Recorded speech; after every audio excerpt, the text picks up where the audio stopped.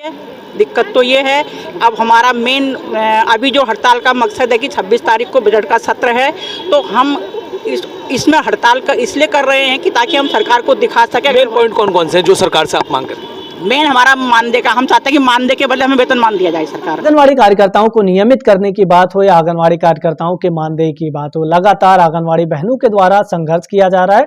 उसी को लेकर एक बड़ी अपडेट निकल के आई है जो कि आप सभी आंगनवाड़ी बहनों के लिए काफी महत्वपूर्ण होने वाली है। आज के इस वीडियो में हम उसी अपडेट के बारे में बात करने वाले हैं। पेट भरने लायक, परिवार के भरण पोषण लायक हमें वेतनमान दिया जाए। मेन हमारा मानदेय का समस्या है, वेतन मानदेय का मेन है। आप क्या कहेंगे?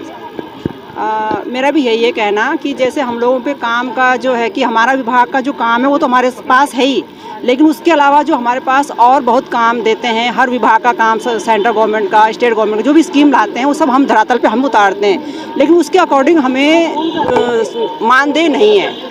क्यों 9,000 में इतना, हमारा 9,000 में तो हमारा जो आंगनबाड़ी का वर्क है उसके लिए हम थोड़ा सोच सकते हैं कि वो हमारा मानदेय थोड़ा ठीक है, लेकिन जो हमें 24 घंटे में अपडेट रहना पड़ता है। कभी हमसे कोई रिपोर्ट मांगी जाती है, कोई स्कीम सरकार निकालती है, तुरंत उसको हमें धरातल पे। आप लोग हमेशा कहते हैं कि वर्कलोड ज्यादा रहता है, तो क्या मेन जो आपको हायर किया है तो क्या क्या आपके काम होते हैं कार्य क्षेत्र में, आप क्या क्या आता है और आपसे एक्स्ट्रा काम क्या लिया जाता है? एक्स्ट्रा काम जैसे पीएमवाई के हैं, पीएमवाई के फॉर्म वो हमें मतलब लाभार्थियों तक वो स्कीम पहुंचानी भी है, उनके पेपर भी तैयार करवाने हैं।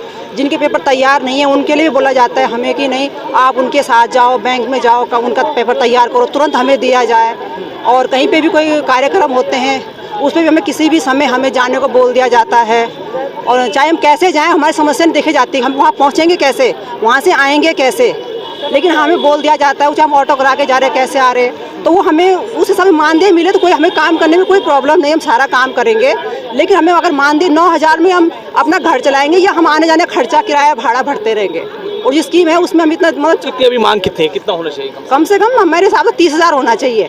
हमारे विभाग, हमारे जो संतुष्ट वो है कह रहे सीटीओ जो हमारा बोल रहा है 26,000 होना चाहिए, लेकिन जिस हिसाब से हम और काम नहीं कर पाते, अपने घर पे तक हम पूरा ध्यान दे पाते, तो उसके हिसाब से 30,000 होना चाहिए ताकि हम आराम से अपना घर चला सके। मैम आज लग रहा है आज बात हो पाएगी क्योंकि आज आपका कूच है सचिवालय, आप लोग जा रहे हैं? देखते हैं, हमारा मुख्यमंत्री से मिलने का है। अब हमें सचिव वगैरह जो भी बुलाएंगे हम उनके आगे अपनी बात रखेंगे, और हम अपने ये है कि 26 तारीख से जब इनका विधानसभा सत्र है तो उसमें हमारी बात रखी जाए। सभी सीटों के आंगनबाड़ी कार्यकर्ता हैं, इनका साफ कहना है कि जो आगामी सत्र हो रहा है 26 फरवरी को उनकी मांग रखी है। उनका मेन कारण कि इनके ऊपर जो वर्कलोड है वो ज़्यादा है, उसको कम किया जाए। साथ ही इनका जो मानदेय 9,000 है उसको बढ़ाकर 26,000 और 20,000 की बात ये आंगनबाड़ी कार्यकर्ती यहाँ कर रही हैं। और उनका साफ कहना है कि जितना लोड उनके ऊपर काम का है उसको देखते हुए उनका जो वेतन है वो बढ़ाया जाना चाहिए। देहरादून से वीडियो जर्नलिस्ट। उत्तराखंड में आंगनवाड़ी कार्यकर्ता अपनी मांगों को लेकर प्रदर्शन कर रही हैं, चाहे वह नियमित करने की मांग हो या 26,000 वेतन करने की मांग हो। लगातार आंगनवाड़ी कार्यकर्ताओं के द्वारा प्रदर्शन किया जा रहा है, आपने इस वीडियो में देखा ही होगा।